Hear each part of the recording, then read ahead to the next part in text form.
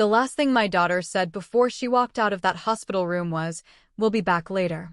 But the way she avoided my eyes told me everything I needed to know.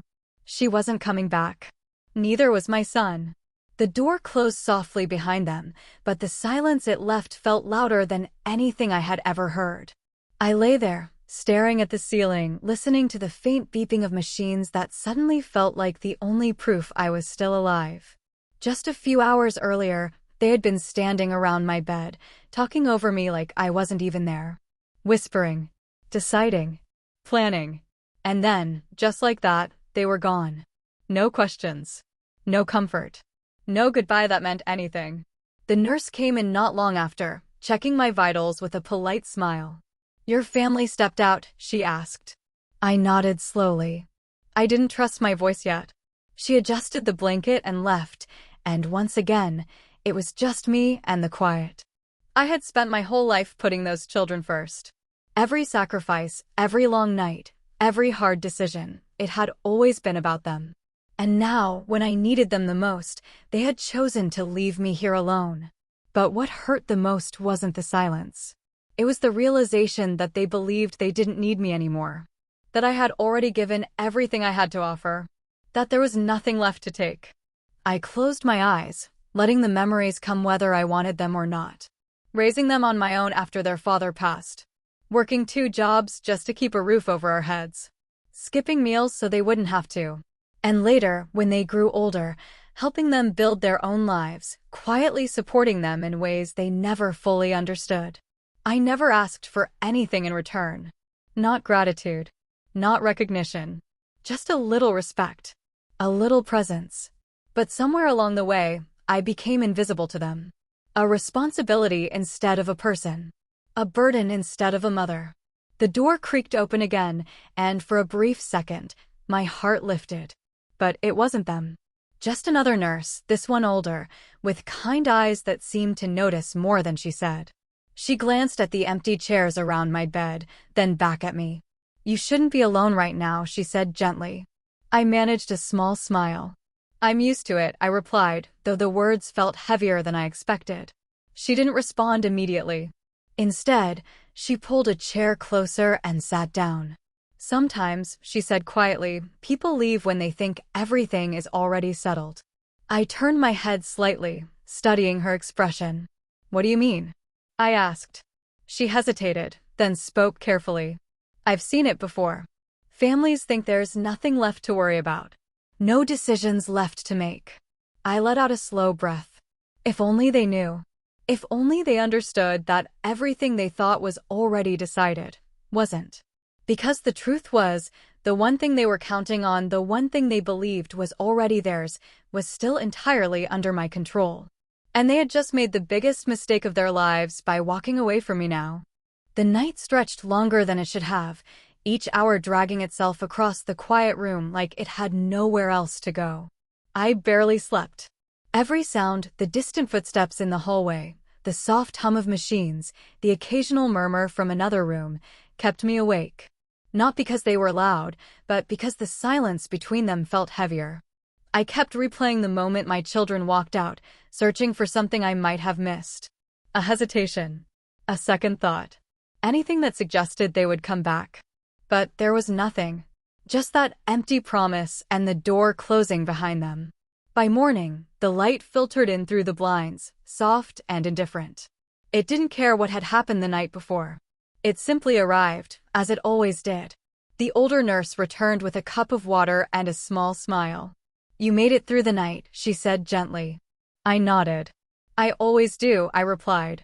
She lingered for a moment, as if deciding whether to say more, then asked, "Has anyone called?" I shook my head. She didn't seem surprised. After she left, I reached for the small drawer beside my bed. My hands were steady now, not from strength, but from clarity. Inside that drawer was my phone. I hadn't touched it since they left. I didn't want to call them. Not yet. Instead, I opened my contacts and scrolled to a name I hadn't used in a long time. My lawyer. I stared at it for a moment, remembering the last conversation we had. He had told me everything was prepared, exactly as I requested. Every document finalized. Every condition clearly written. At the time, it had felt like a distant precaution. Now, it felt like the only thing that mattered. I pressed the call button. He answered on the second ring, his voice calm and professional. "Good morning," he said. "I wasn't expecting to hear from you so soon." I didn't waste time. "I'm in the hospital," I said. There was a brief pause on the other end. "Are you all right?" he asked. "I will be," I replied. "But I need to confirm something." My voice didn't shake. "Not anymore. The inheritance, it's still under my control, correct?" "Yes," he said firmly. "Nothing has changed. Everything is exactly as you designed it." I closed my eyes for a second, letting that settle in. "And the conditions?" I asked. "They still apply," he answered. "Full compliance is required before anything is transferred." I let out a slow breath. "Good," I said quietly. We spoke for a few more minutes, reviewing details that I had once hoped would never matter this much. But now they did.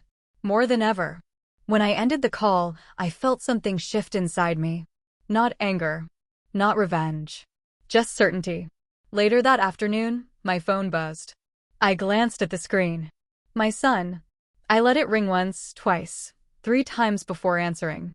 "Hello," I said calmly. His voice came quickly, almost rushed. "Hey, Mom. Just checking in. How are you feeling?" The words sounded right, but something about them felt rehearsed. "I'm still here," I replied. There was a pause. "Yeah, good," he said. "We were busy this morning, but we'll try to come by later." I didn't respond immediately. Instead, I asked a simple question. "Were you ever going to tell me?" "Tell you what?" he asked, confusion creeping into his voice. I looked out the window, watching the sunlight fade slightly as clouds passed. "About what you've already assumed is yours." Silence. And in that silence, I knew something had just begun to unravel. He didn't answer immediately, and that hesitation told me more than anything he could have said. "Mom, what are you talking about?" he asked finally, but the confidence in his voice was gone now. I could hear it, uncertainty creeping in, breaking through whatever plan he thought he had under control. I leaned back slightly against the pillows, steady, calm. "You know exactly what I'm talking about," I said. "The house. The accounts. Everything you've already started planning around." Another pause. Longer this time. "I don't know where you're getting this from," he said, but now it sounded defensive, not confused. "We haven't." "Don't lie to me," I interrupted gently, not raising my voice, but firm enough to stop him. "I may be in this hospital bed, but I'm not gone. And I'm not unaware." The silence that followed wasn't empty. It was full of realization. He knew I knew. We were trying to prepare," he said carefully. "In case anything happens." "In case anything happens," I repeated. "So leaving me here alone was part of that preparation?" "That's not fair," he said quickly. "We thought you needed rest." The doctors said I needed support," I corrected. "Not abandonment." He exhaled sharply, like he was losing control of the conversation. "Mom, you're overreacting." "No," I said quietly. "For the first time, I'm not." I could almost picture him, pacing wherever he was, trying to regain control.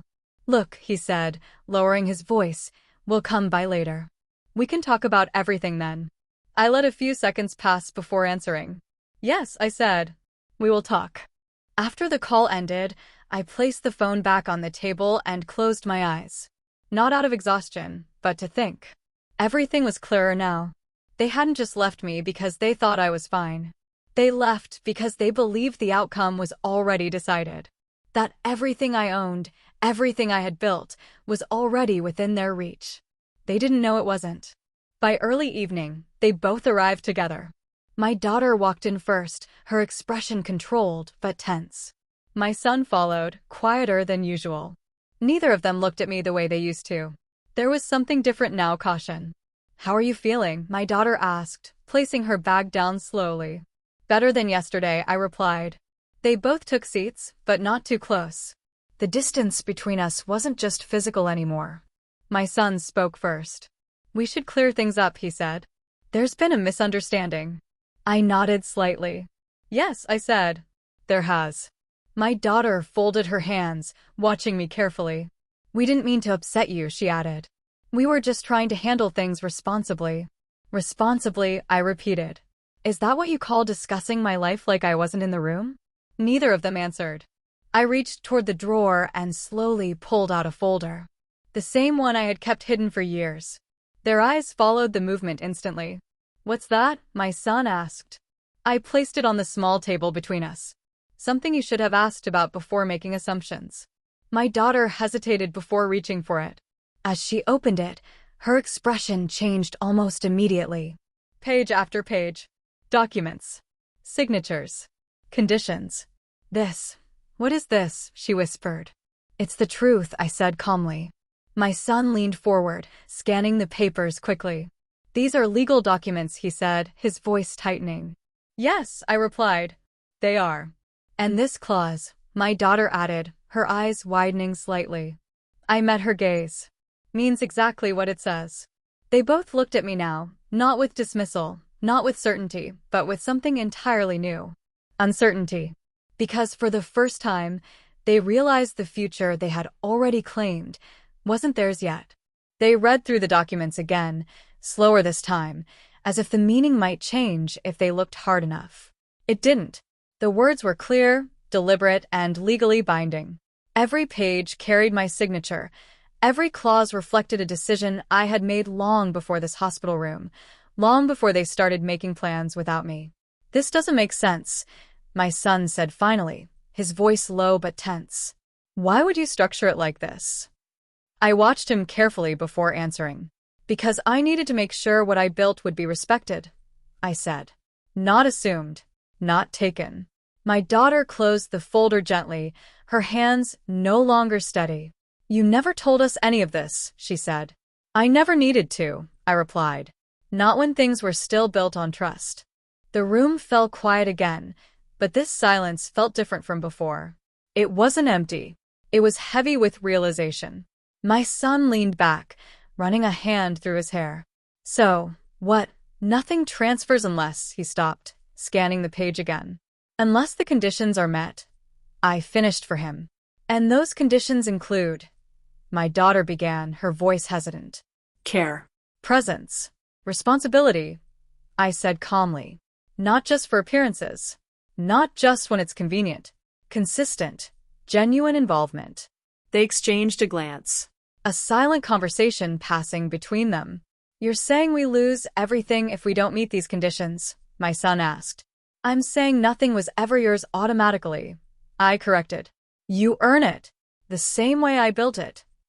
My daughter looked down at her hands. We didn't realize you felt this way, she admitted quietly. I shook my head slightly.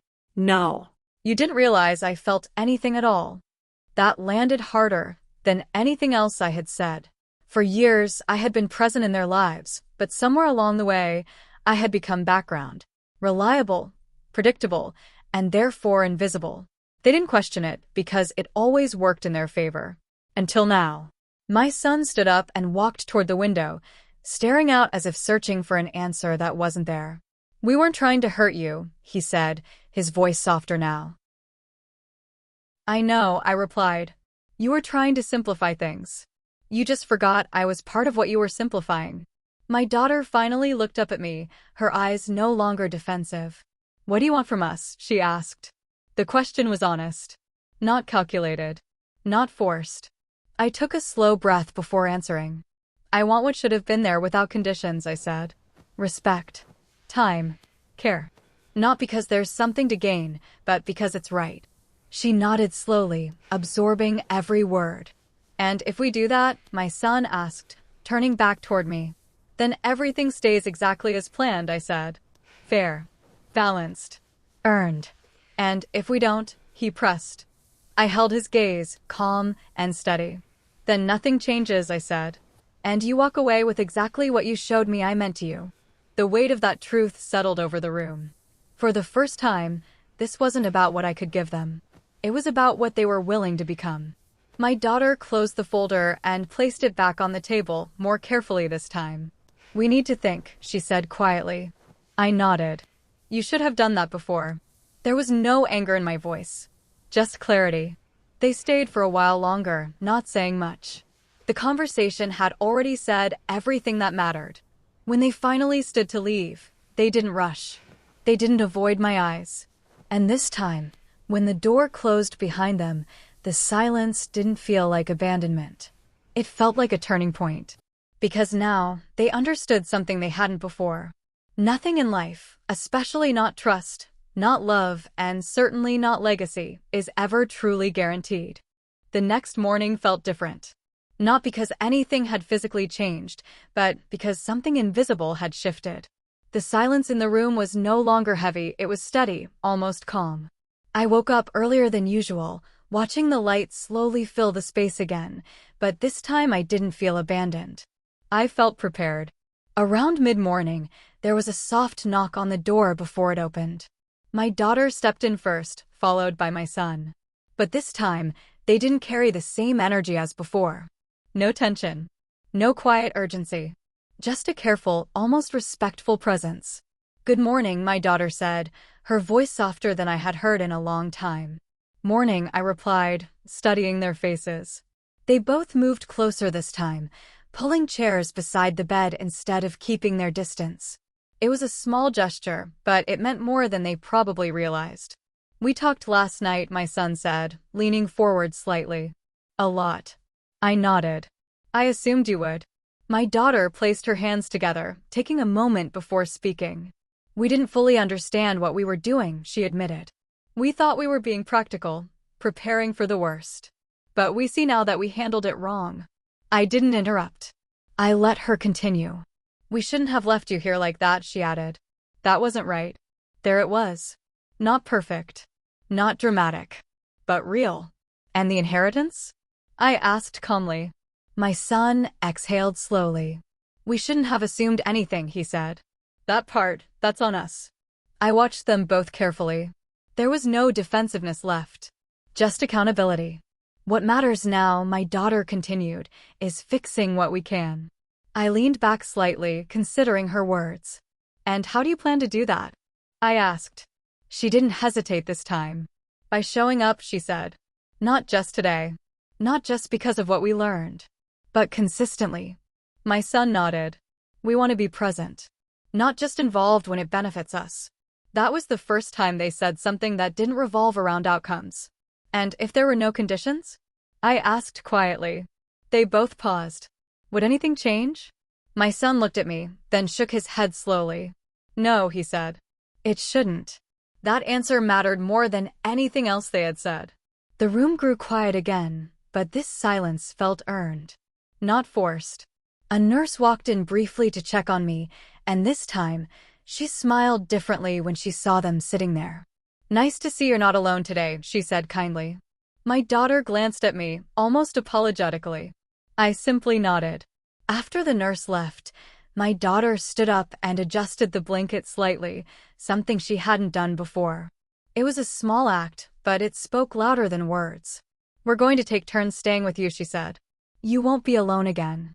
I studied her face, searching for hesitation. There was none. "And this isn't about the documents," my son added quickly. "It's about us." I let that sit for a moment before responding. "Good," I said quietly. Because if it was only about the documents, none of this would matter. They both understood what I meant. The conversation that followed wasn't about conditions or legal clauses. It was about simple things. Daily routines. Future plans. Health updates. Things that should have been discussed from the beginning. And as we talked, something began to rebuild, not instantly, not perfectly, but genuinely. Trust. Not the kind that exists without question, but the kind that is rebuilt through action. And for the first time since they walked out of that room, I felt something I hadn't felt before. Not just relief, but hope. The days that followed were quieter, but no longer empty. True to their word, my children began showing up, not out of obligation, but with intention. My daughter arrived early one morning with breakfast, something simple but thoughtful. My son stayed later in the evenings, sometimes saying very little, just sitting there, present. It wasn't dramatic, and it wasn't perfect, but it was real. At first, I watched them closely. Not with suspicion, but with awareness. Change is easy to promise and harder to sustain. But as the days turned into a week, their actions didn't fade. They stayed consistent. One afternoon, my doctor came in with updates. My condition was improving, but slowly. "You'll need support when you're discharged," he said, glancing briefly at my children. "Recovery doesn't end here." My daughter nodded immediately. "We've already discussed that," she replied. "We're going to make sure she has everything she needs." I said nothing, but I noticed the difference. Before, decisions were made around me. Now, they were made with me. Later that evening, after the doctor had left and the room had settled back into its usual quiet, my son spoke up. "We've been thinking about when you go home," he said. "We want to set up a schedule. Between both of us, you won't be alone." I looked at him carefully. "And this schedule," I asked, "is it something you feel obligated to follow?" He shook his head. "No. It's something we want to do." That distinction mattered. My daughter added, "We also want to understand more about everything you've been handling. Not just financially, but everything." I raised an eyebrow slightly. "Everything?" She nodded. "We realized there's a lot we never asked about. We just assumed things were fine." I let out a small breath. "Assumptions are easy," I said. "Understanding takes effort." She didn't argue with that. The conversation shifted naturally after that. We spoke about routines, responsibilities, even small details they had never noticed before. The more we talked, the more I saw something change in them. Not just in how they treated me, but in how they viewed me. Not as someone fragile. Not as someone finished. But as someone still capable. Still aware. Still in control of her own life. A few days later, I was finally discharged. Walking out of the hospital felt different than I expected. Not because I felt stronger physically, but because I wasn't walking out alone. My daughter was on one side, my son on the other. Not guiding me, not controlling me, just there. When we arrived home, everything was already prepared. Groceries stocked. The house cleaned. Small adjustments made to make things easier for me. It wasn't perfect, but it showed effort. That first evening back, we sat together in the living room. No tension. No unspoken words. Just a quiet understanding that things had changed. Not because of what I had, but because of what had nearly been lost. My son eventually spoke, breaking the silence. "We were wrong," he said simply. I didn't rush to respond. "We thought we had time," he continued. "Time to fix things later. Time to show up when it mattered more." My daughter nodded beside him. We didn't realize it already mattered. I looked at both of them, seeing not the people who walked out of that hospital room, but the ones sitting here now. "Time doesn't wait for realization," I said quietly. "It only responds to action." They both understood. And for the first time, it felt like we were no longer reacting to a mistake. We were building something better from it. The first week back home passed with a quiet steadiness I hadn't felt in a long time. My daughter kept her promise, arriving each morning before work to check on me, sometimes staying longer just to talk. My son adjusted his schedule too, coming by in the evenings, not with excuses or distractions, but with intention. They weren't perfect, but they were present, and that made all the difference. At first, I kept things simple. I let them help, let them adjust, let them show consistency without interference. I wasn't trying to test them, but I needed to see if this change was real or just a response to fear. As the days went by, I noticed something important. This wasn't driven by panic anymore. It was becoming routine. One afternoon, my daughter sat with me at the kitchen table, reviewing some documents I had brought out. Not the inheritance papers this time, but basic household records, expenses, plans I had managed quietly for years. "I didn't realize how organized everything was," she said, flipping through the pages. "I had to be," I replied. "There was no one else to rely on." She nodded slowly, absorbing that. "I think we underestimated you," she added after a moment. I gave a small smile.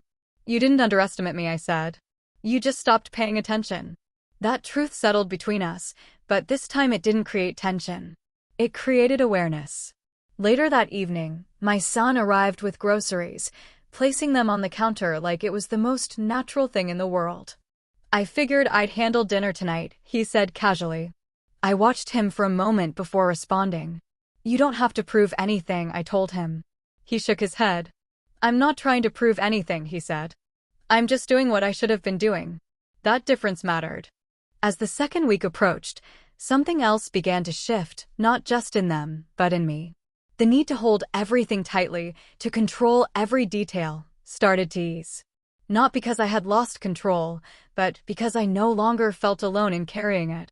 One evening, as we sat together after dinner, my daughter brought up the topic we had all been quietly avoiding. The documents, she said carefully. I looked at her, waiting. We've been thinking about what you said, she continued. About earning, not assuming. My son nodded beside her. And we understand now. It's not about the inheritance. It's about what it represents. I leaned back slightly, listening. It represents trust, he added. And we broke that. Silence followed, but it wasn't uncomfortable. So where do we go from here? My daughter asked. I took a moment before answering. Forward, I said simply. But not the way it was before. They both looked at me attentive. This isn't about resetting everything, I continued. It's about building something better. Clear expectations. Open communication. No assumptions. They agreed without hesitation. And the conditions? My son asked quietly. I met his gaze. They remain, I said. Not as a punishment. As a standard. He nodded. That's fair. That word, fair, carried weight. Because for the first time, fairness wasn't being negotiated. It was being understood. That night, after they left, I sat alone in the quiet of my home. But it didn't feel like loneliness anymore. It felt like space, earned, peaceful, and no longer heavy. What happened in that hospital room had changed everything. Not because of what was at stake, but because of what it revealed. And now, as I looked around my home, I realized something important. I hadn't just regained control. I had regained clarity. The weeks turned into a steady rhythm, and with each passing day, the distance that once defined our relationship faded further into the background. What replaced it wasn't just routine, it was intention. My children no longer showed up out of urgency or guilt. They showed up because they chose to. One afternoon, my daughter arrived earlier than usual and found me organizing a stack of old files in the living room. She paused at the doorway, watching quietly for a moment. You're already working again, she said with a small smile. I never really stopped, I replied, glancing up at her. She walked in and sat beside me, picking up one of the folders. You handled all of this alone for years, she said, flipping through the neatly arranged pages. I don't know how you managed it. I didn't think about managing, I said. I just did what needed to be done. She looked at me thoughtfully. That's what we're learning now, she admitted. Not everything is about convenience. Some things require commitment. I nodded. And consistency, I added. That word stayed with her. I could tell. Later that evening, my son joined us, and for the first time in a long while, we sat together without any tension at all. No heavy conversations. No guarded expressions. Just a normal evening, something that once felt ordinary, but now felt meaningful. As the night went on, my son spoke up. We've been thinking about something, he said, glancing at my daughter before continuing. We want to make this permanent. I raised an eyebrow slightly. Permanent. Not in a controlling way, my daughter quickly clarified. But in a structured way. A system where we stay involved, where responsibilities are shared clearly, so nothing gets overlooked again. I leaned back, considering their proposal. We don't want things to go back to how they were, my son added. We want them to be better. There was sincerity in his voice, something that hadn't been there before. And what makes you think that will last? I asked calmly. Neither of them answered immediately. Instead, my daughter spoke after a moment. Because we've already started living it, she said. This isn't a plan anymore. It's already happening. That answer carried more weight than any promise could. I nodded slowly. Then we build from that, I said. The conversation shifted into practical details, weekly check-ins, shared responsibilities, future planning. But unlike before, nothing felt forced. It felt natural, like something that should have existed all along. A few days later, we sat down together again, this time reviewing the inheritance documents. Not as a point of conflict, but as a point of understanding. My son read through the clauses carefully. These conditions, they're not complicated, he said. No, I replied. They're not meant to be. They're about behavior, my daughter added. Not just outcomes. Exactly, I said. They exchanged a glance, both understanding what that meant now. And if we continue like this, my son asked. Then nothing changes, I said. Everything remains as planned. And if we don't? My daughter asked, though her tone suggested she already knew. I met her gaze calmly. Then the outcome reflects that. There was no fear in the room this time. Just clarity. That night, after they left, I walked through my home slowly, taking in the quiet around me. But it wasn't the same quiet as before. It wasn't empty. It was peaceful. Because now, everything was understood. Not assumed. And that made all the difference. The months that followed proved something I hadn't been certain of at the beginning. That change, when rooted in understanding, can last. Not perfectly, not without effort, but consistently enough to rebuild what once felt broken. My children didn't fall back into old habits. They didn't disappear once things became comfortable again. Instead, they stayed present. Not every single day, not in a way that overwhelmed or controlled my space, but in a way that showed balance. Respect. We developed a rhythm that worked for all of us. Weekly visits became something we looked forward to, not something scheduled out of obligation. Conversations became more open. They asked questions now about my health, my plans, even my opinions on things they once handled without me. One evening, as we sat together reviewing a few household updates, my daughter paused and looked at me differently. You know, she said, this isn't just about us showing up for you anymore. I raised an eyebrow slightly. What do you mean? She smiled faintly. You've been showing up for us in ways we never noticed. For years. My son nodded in agreement. We thought support was something obvious. Something big. But now we see it's usually quiet. Consistent. Easy to miss if you're not paying attention. I let their words settle before responding. Support isn't meant to be noticed, I said. It's meant to be felt. They both understood that now. A few days later, we revisited the inheritance documents one final time, not because there was doubt, but because there was clarity. My son placed the folder back on the table after reading through it again. We don't want this to be the reason we do the right thing, he said. It shouldn't be, I replied. My daughter added, and it isn't anymore. There was no tension in that conversation. No negotiation. Just understanding. I studied them both for a moment before speaking again. Then you've already met the most important condition, I said. They exchanged a glance, slightly surprised. What condition is that? My son asked. I gave a small, calm smile. The one that isn't written down, I said. Intent. Silence followed, but it wasn't uncertain. It was complete.